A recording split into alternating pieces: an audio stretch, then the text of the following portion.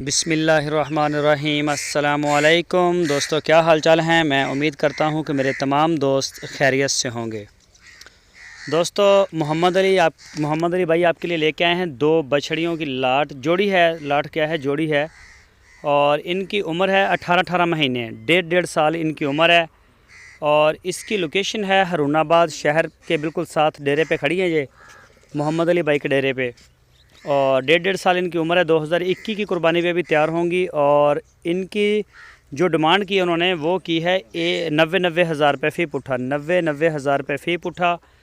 कोई भी दोस्त ख़रीदना चाहे तो वो मोहम्मद अली भाई के साथ रब्ता करें। आपकी स्क्रीन के ऊपर मैंने नंबर भी दिया है। इसी नंबर के ऊपर आप उनको व्हाट्सअप की कॉल या फिर मोबाइल कॉल दुनिया भर से कर सकते हैं।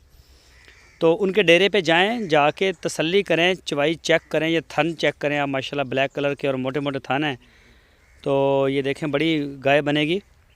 बाकी मज़ीद तसल्ली के लिए आप उनके डेरे पे जाएं, अपनी तसल्ली करें। अगर आप ऑनलाइन आर्डर देना चाहें तो मोहम्मद अली भाई को आप ऑनलाइन आर्डर दे सकते हैं पूरे पाकिस्तान से।